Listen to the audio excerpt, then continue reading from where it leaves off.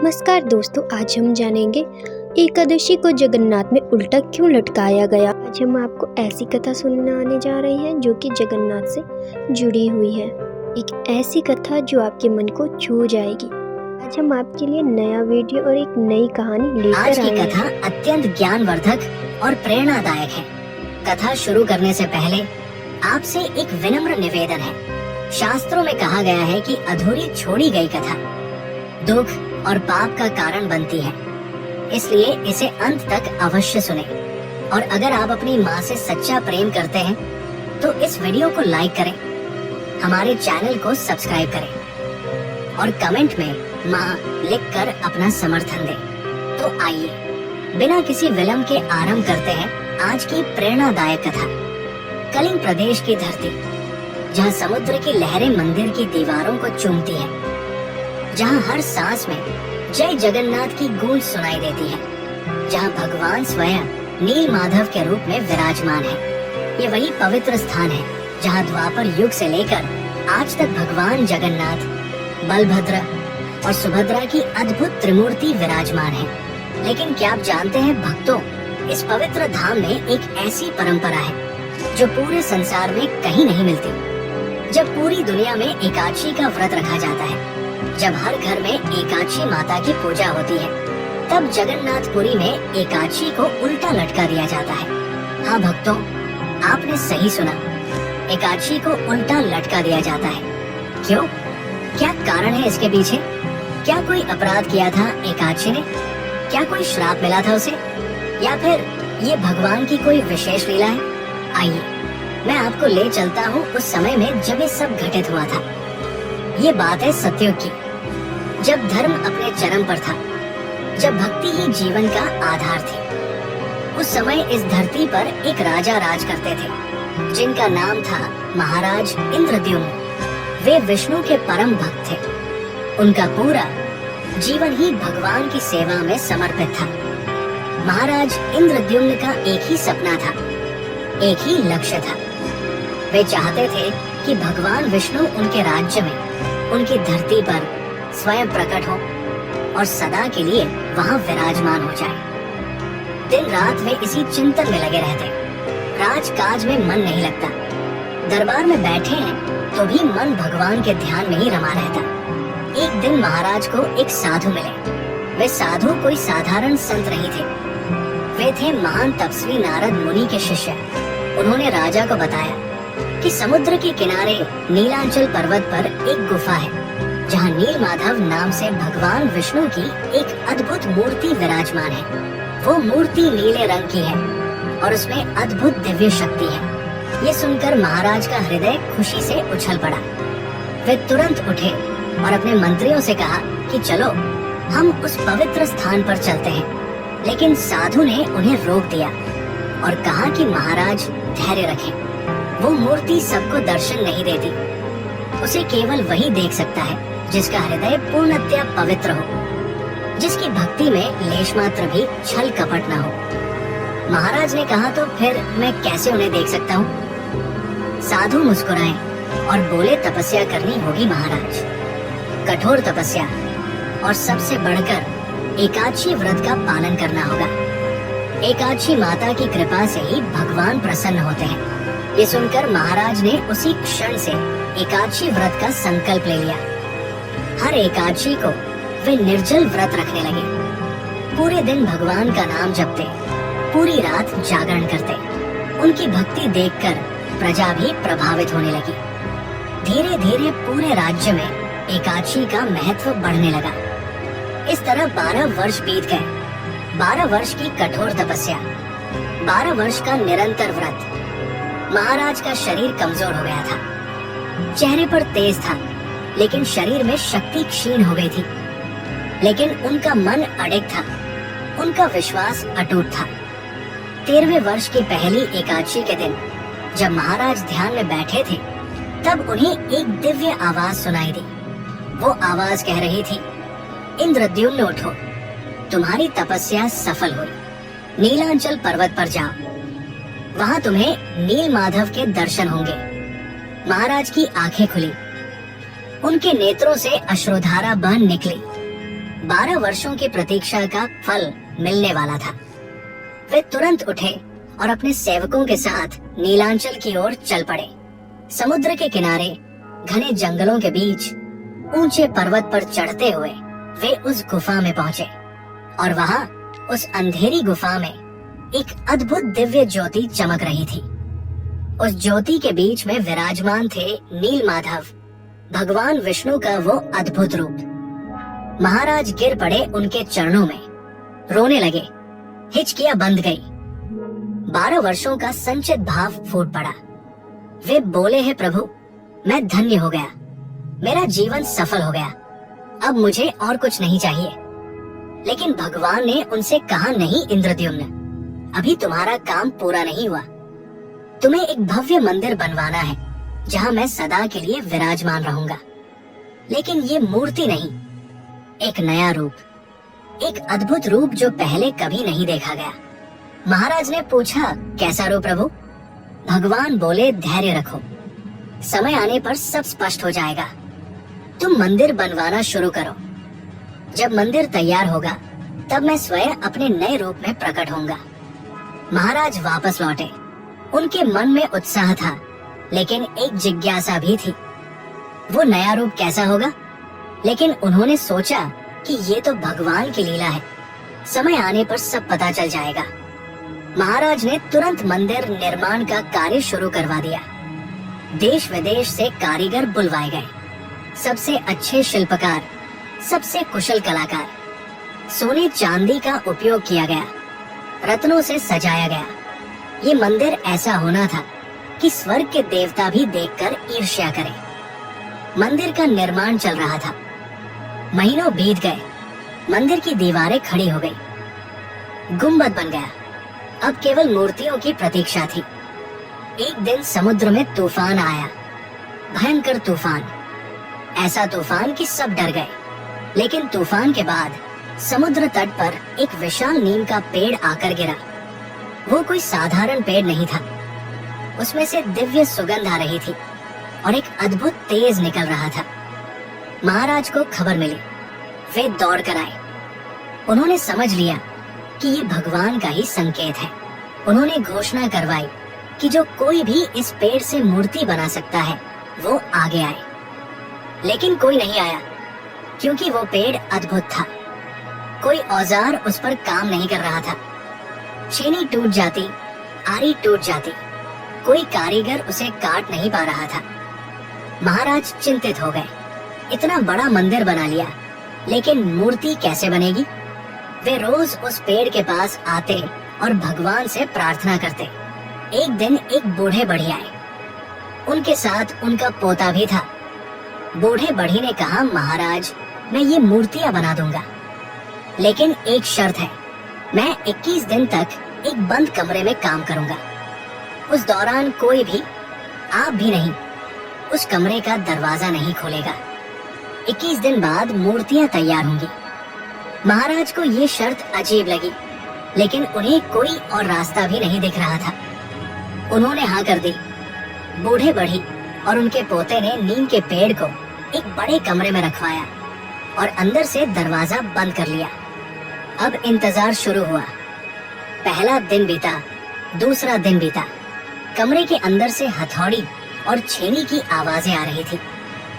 महाराज रोज आते और दरवाजे के बाहर खड़े होकर भगवान का नाम जपते। 10वां दिन आया, अभी आवाजें आ रही थी। महाराज को विश्वास हो गया कि काम हो रहा है। 11वां दिन आया, ये एकादशी का दिन था। महाराज ने उस दिन भी व्रत रखा। पूरे राज्य में एकादशी का पर्व मनाया जा रहा था, लेकिन महारानी का मन बेचैन था। वो सोच रही थी कि पता नहीं अंदर क्या हो रहा है, कहीं कुछ गलत तो नहीं हो रहा। वो बूढ़ा बढ़ी कौन है, कहाँ से आया, क्या वो सचमुच मूर्ति बना रहा है या कुछ और करने की योजना है? महारानी की बेचैनी बढ़ती गई। दोपहर हो गई, व्रत का समय था। सब भगवान की पूजा में लगे थे, लेकिन महारानी का मन शांत नहीं था। उसने सोचा कि एक बार दरवाजे से झांक कर देख लेती हूँ। बस एक बार। वो चुपके से उस कमरे के पास गई। दरवाजे में एक छोटी सी दरार थी। उसने उस दरार से अंदर झांका, लेकिन ये क्या, अंदर तो कोई नहीं था, न बूढ़ा बढ़ी न उसका पोता। केवल 3 अधूरी मूर्तियां पड़ी थी। वे मूर्तियां अजीब थी। उनके हाथ पैर नहीं थे, केवल धड़ और चेहरा था। महारानी घबरा गई। उसने तुरंत महाराज को बुलवाया। महाराज दौड़े आए। महारानी ने कहा, महाराज, वो बढ़ी भाग गया, अंदर केवल अधूरी मूर्तियां पड़ी हैं। महाराज का दिल बैठ गया। उन्होंने कहा, तुमने दरवाजा खोल दिया, तुमने अंदर देख लिया? हे भगवान, ये क्या हो गया? उन्होंने दरवाजा खोला। सचमुच अंदर 3 मूर्तियां पड़ी थी, जगन्नाथ, बलभद्र और सुभद्रा की, लेकिन वे अधूरी थी। उनके हाथ पैर नहीं बने थे। महाराज रो पड़े। वे समझ गए कि वो बूढ़ा बढ़ी कोई साधारण व्यक्ति नहीं था, वो स्वयं भगवान विश्वकर्मा थे, और अब उनकी शर्त टूट गई थी, इसलिए वे चले गए। महाराज महारानी से बोले, देखो तुमने क्या कर दिया, तुम्हारी जिज्ञासा ने सब बर्बाद कर दिया। अब ये अधूरी मूर्तियां क्या करूंगा मैं? महारानी भी रोने लगी। वो बोली, मुझे माफ कर दीजिए, मैंने बहुत बड़ा अपराध कर दिया। लेकिन महाराज, ये मेरा दोष नहीं, ये तो एकादशी का दोष है। महाराज ने पूछा, एकादशी का दोष कैसे? महारानी बोली, हाँ महाराज, आज एकादशी थी। व्रत के कारण मेरी बुद्धि भ्रमित हो गई थी। भूख के कारण मैं सही सोच नहीं पा रही थी, इसलिए मुझसे ये गलती हो गई। ये सब एकादशी का दोष है। ये सुनकर महाराज क्रोधित हो गए। उन्होंने कहा, क्या कह रही हो तुम? एकादशी का दोष? एकादशी तो पवित्र है। एकादशी की कृपा से ही मुझे भगवान के दर्शन हुए, और तुम एकादशी को दोष दे रही हो? लेकिन महारानी अपनी बात पर अड़ी रही। वो बोली, नहीं महाराज, ये सब एकादशी के कारण ही हुआ है। उपवास के कारण मेरी बुद्धि काम नहीं कर रही थी। दोनों में बहस होने लगी। महाराज एकादशी का पक्ष ले रहे थे और महारानी विपक्ष में थी। ये बात राज दरबार तक पहुंची। मंत्रियों में भी 2 गुट बन गए। कुछ महाराज के साथ थे और कुछ महारानी के साथ। पूरे राज्य में ये चर्चा फैल गई। लोग सोच में पड़ गए, क्या सचमुच एकादशी का दोष है? क्या व्रत रखना गलत है? कहीं व्रत के कारण बुद्धि भ्रमित तो नहीं हो जाती? ये देखकर महाराज को बहुत दुख हुआ। उन्होंने सोचा कि इससे तो लोगों की आस्था डगमगा जाएगी, लोग व्रत रखना छोड़ देंगे, धर्म का पतन हो जाएगा। उसी रात महाराज को स्वप्न में भगवान जगन्नाथ के दर्शन हुए। भगवान बोले, इंद्रद्युम्न, चिंता मत करो, ये मेरी ही इच्छा थी। ये मूर्तियां अधूरी नहीं है, बल्कि पूर्ण है। यही मेरा असली रूप है। मैं चाहता हूँ कि भक्त मुझे इसी रूप में पूजे। हाथ पैर नहीं होंगे तो भेदभाव नहीं होगा, सब मुझे समान रूप से देखेंगे। महाराज ने कहा, लेकिन प्रभु, लोग एकादशी का विरोध कर रहे हैं। भगवान मुस्कुराए और बोले, इसका भी समाधान है। तुम एक काम करो, एकादशी माता को बुलाओ, उनसे पूछो कि क्या सचमुच ये उनका दोष है। अगले दिन महाराज ने घोषणा करवाई। पूरे राज्य में सभा बुलाई गई। एक विशाल यज्ञ का आयोजन किया गया। महान ऋषि मुनियों को बुलाया गया और उस यज्ञ में एकादशी माता का आह्वान किया गया। यज्ञ की अग्नि में से एक दिव्य आकृति प्रकट हुई। वह थी एकादशी माता। उनका रूप अत्यंत सुंदर था। उनके चेहरे पर तेज था। वे बोली, बोलो महाराज, तुमने मुझे क्यों बुलाया? महाराज ने विनम्रता से कहा, माता क्षमा करें, लेकिन एक प्रश्न है।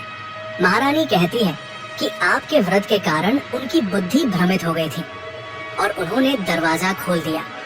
क्या ये सत्य है?